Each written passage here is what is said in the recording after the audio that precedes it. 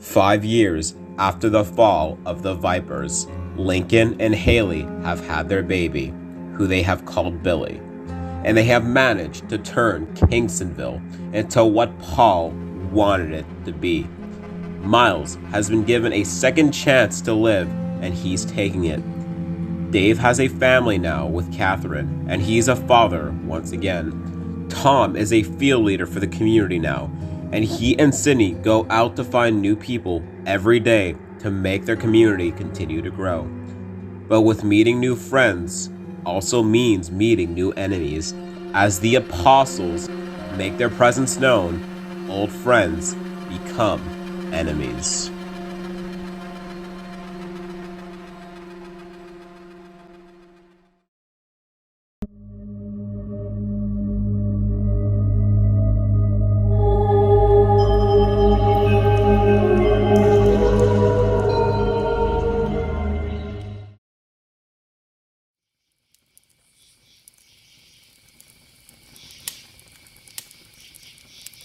In the middle of the night, we see a woman sitting by a campfire. We can see she's shivering and she's got a lot of the undead blood on her face. She then hears something from the woods that spooks her. She hears the sound of footsteps in the woods. As she starts to panic, she looks scared for her life. She quickly puts out the fire and hides inside of a bush. We then see 6 men step out of the woods in a pack.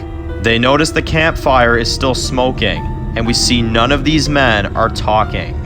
One of them points forward, and they all follow as they keep walking. From what we can tell, they're trying to find this woman. Once these men start walking towards the bushes, she then starts running away before they see her. As we see her running through the woods, one of these men see her running from a distance and points at the other 5 men, and they all pull out their knives and start chasing after her.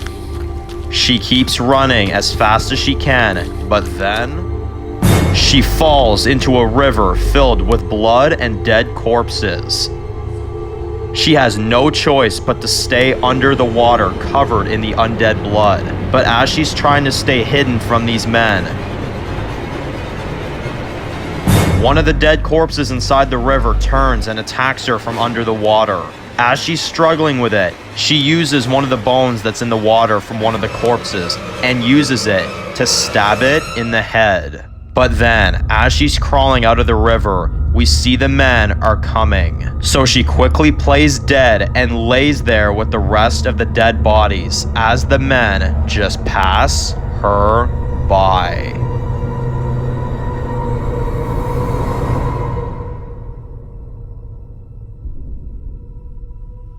Once these men are gone, she slowly gets up and starts breathing heavily in a panic. As she is then covered in blood, we then see it's starting to rain.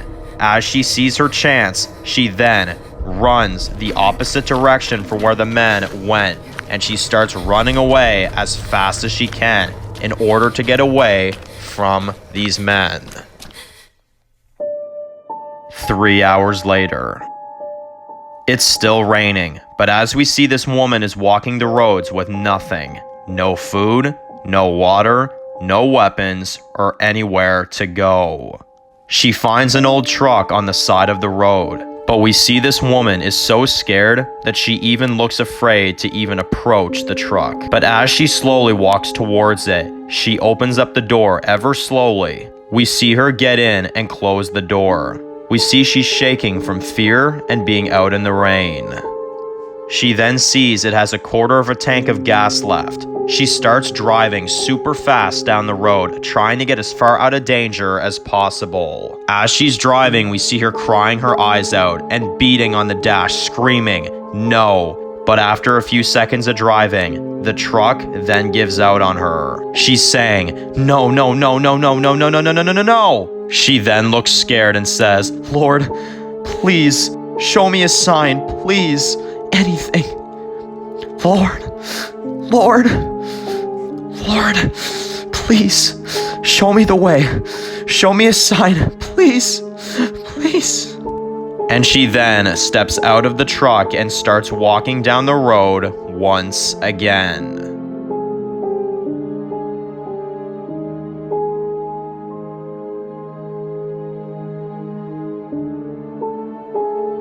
We see it's now the next night. We see she's been walking through the woods all day and she looks tired and dehydrated. But as she then finally drops to her knees, she lets out a big scream and she starts to break down.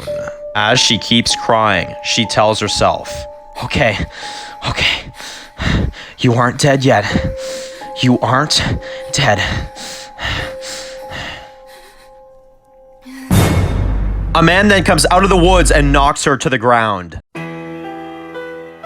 The woman is on the ground and is panicking. As the man walks up to her, he pulls out a knife as she tries to ask, please, tell me what you did to my friends. But the man doesn't say anything. And the woman looks scared and is shaking and says, say something. Please, please. But then he is shot in the throat.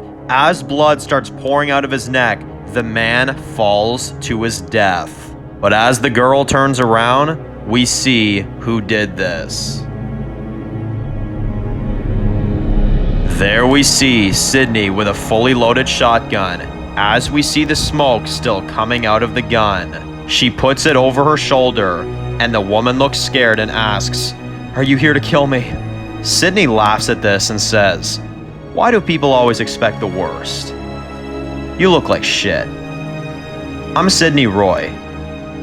And, who might you be?